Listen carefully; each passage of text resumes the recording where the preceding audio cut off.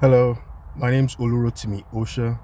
I like talking about US presidents, and I've done some videos discussing the rise of America's political parties from the inception of our republic.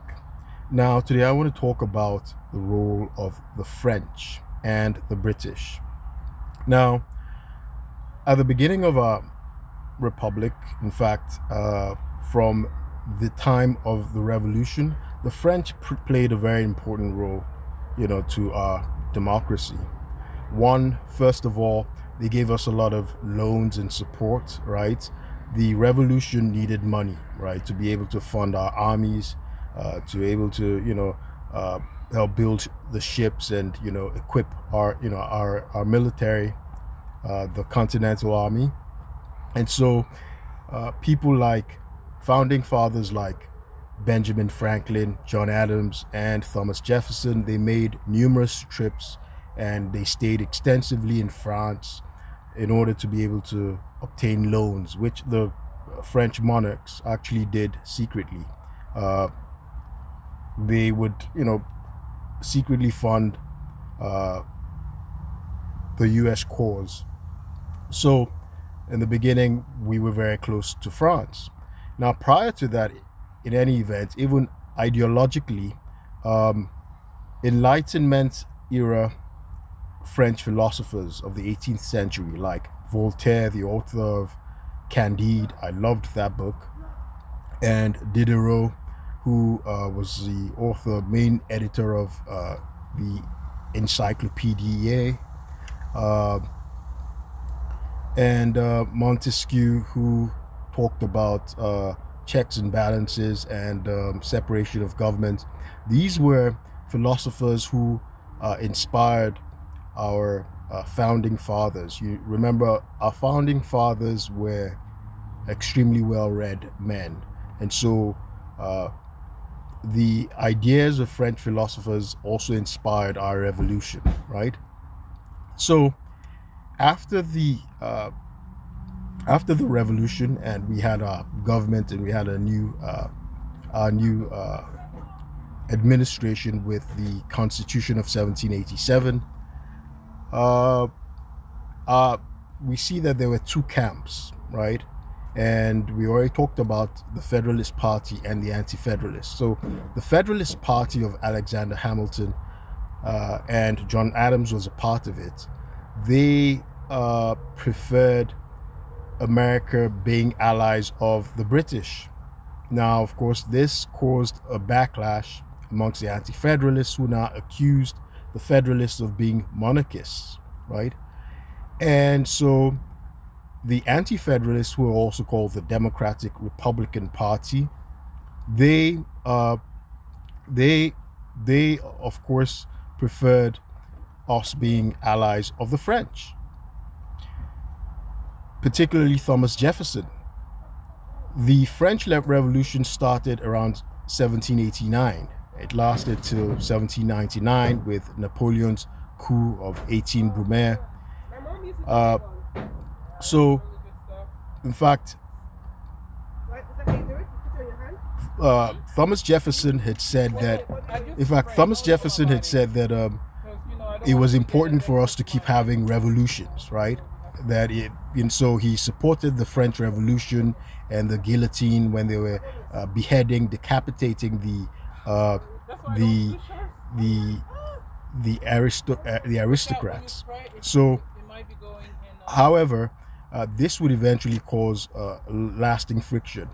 Now, eventually, the Federalist support of the British government would lead to the eventual demise of the Federalist Party after the War of 1812. Now, many consider the War of 1812 as our second war of independence. So the War of 1812, we fought with the British, and the British eventually, they actually ransacked Washington. They invaded, our country, and they ransacked even the White House. They burned it down, and so eventually, though, the war ended, and it was during the time of James Madison. So that also led to the demise of uh, the Federalist Party, because there was a lot of uh, anti-British sentiment amongst the Americans back then. On the other hand, the French, who were supported by the Democratic Republican Party, they had some things going on. They had some things going on, and such as uh, there was something called the XYZ affair during the time of French Minister of Finance called Talleyrand. He was the most powerful minister then, and America was trying to, uh, you know, they were trying to settle some things during what was called the quasi-war we had with France, and so they were trying to get into negotiations with the French government. They were trying to get into negotiations with the French government, and of course, um, it was said that the French government officials were asking for bribes. So it's called the XYZ affair, and this caused in turn an anti-French sentiment, during that time. And there was another incident, of course, prior to that, which is called the Genet affair with Monsieur Genet. He was like the minister from France to the U.S. And during the time of the Directorate of Public Safety, after the onset of the French Revolution, this Monsieur Genet was trying to get build alliances with the American government against their war with England, and I guess he believed that the French believed that America had some kind of agreement with them, that in the event of them being in a war with England, that America would support them. However, George Washington, of course, was his idea was that we should be neutral, right? In order for our economy to grow, he wanted to keep neutral, keep away from the wars in Europe. Now, Monsieur Genet had all the other plans, though. He came, he was in America, and he started trying to build support and rabble rousing amongst Americans to.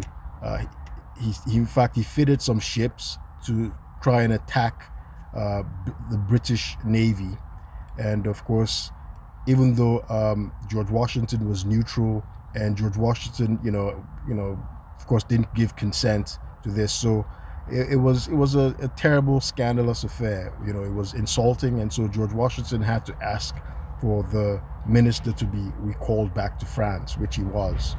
Eventually, Monsieur Genet, because after the Directorate was out of favor, they wanted to behead him, and so George Washington actually granted him asylum, so he became an American citizen.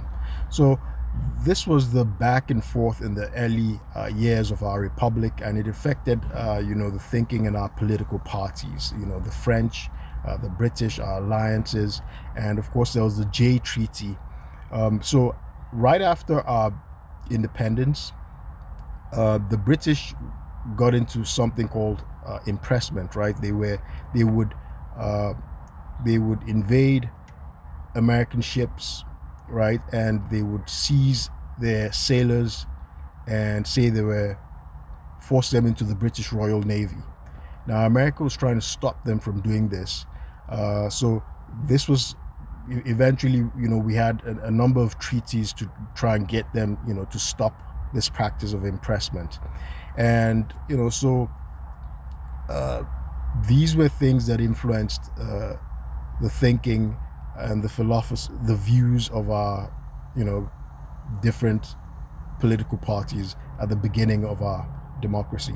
So that's enough said and done. I want to keep this short. My name is Olurotimi Osha, and I've mentioned, the abusive process, the malicious prosecution that I've been suffering in Montgomery County, Maryland, pivoting on subordination of perjury and fraud on the court, and in retaliation to